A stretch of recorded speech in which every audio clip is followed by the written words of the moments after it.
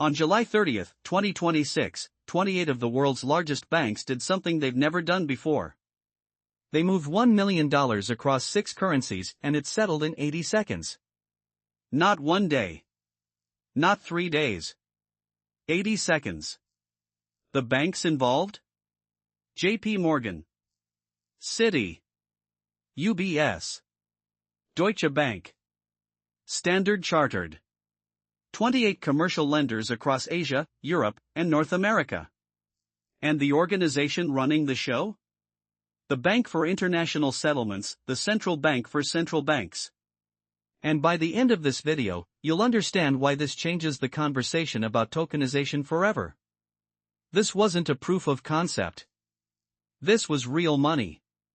Project Agorá processed roughly 800,000 Swiss francs, about $1 million in real value transactions. 30 separate transactions across 17 different scenarios.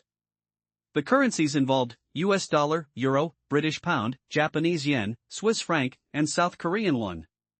6 currencies. 5 central banks. 28 commercial institutions. The Bank of England, the Bank of France, the Bank of Japan, the Bank of Korea, and the Swiss National Bank all participated directly. Now here's the part that matters. The reason this is a big deal isn't the speed. The speed is a symptom. The cause is what they put on the ledger. Project Agorá put 2 kinds of money onto the same shared platform at the same time. Tokenized central bank reserves, the money commercial banks hold at the central bank. And tokenized commercial bank deposits, the money your bank holds on its books. In the current system, these 2 types of money live in completely different places. Central bank reserves sit at the central bank. Commercial deposits sit on each bank's own books. Moving value between jurisdictions means a chain of correspondent relationships with a separate reconciliation at every hop. That chain is expensive. The BIS estimates global intermediation costs exceed $110 billion annually. Agorá collapses the chain into a single step. The platform also enabled atomic FX, exchanging 2 currencies at the same time rather than waiting for one side to settle before completing the other. That eliminates a specific settlement risk where one party sends funds without receiving the expected currency in return. Here's where it gets interesting. Fast, cheap, final cross-border settlement is the exact problem that public payment ledgers like XRP, Stellar, and XDC have spent a decade arguing they solve. Their entire value proposition depends on the incumbents not fixing the problem themselves.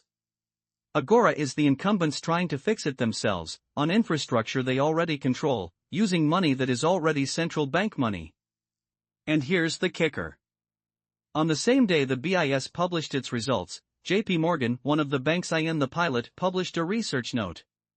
A bank that helped run the pilot is telling its clients that the pilot's category is a competitive threat to public chains.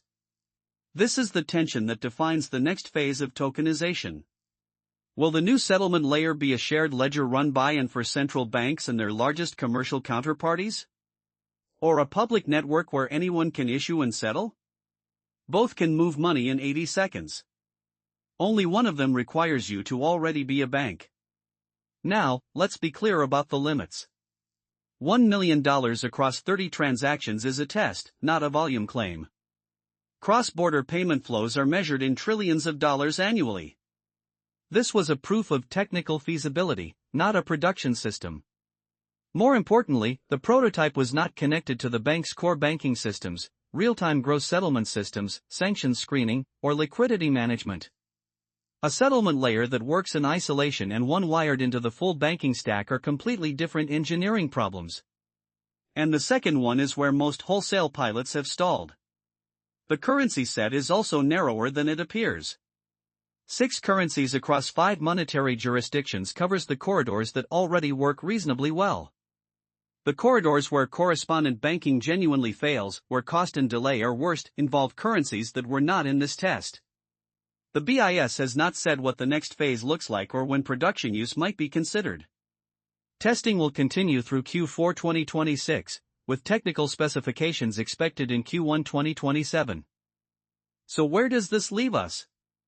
Project Agorá demonstrates that tokenized settlement between central bank money and commercial bank money is technically workable at small scale across 6 currencies and 5 monetary jurisdictions. That was not obvious before, and it is a real result. But the open question is not technical. It's structural. Who ends up operating the rails? Agorá is not a finished product. It's a prototype that proves a category exists.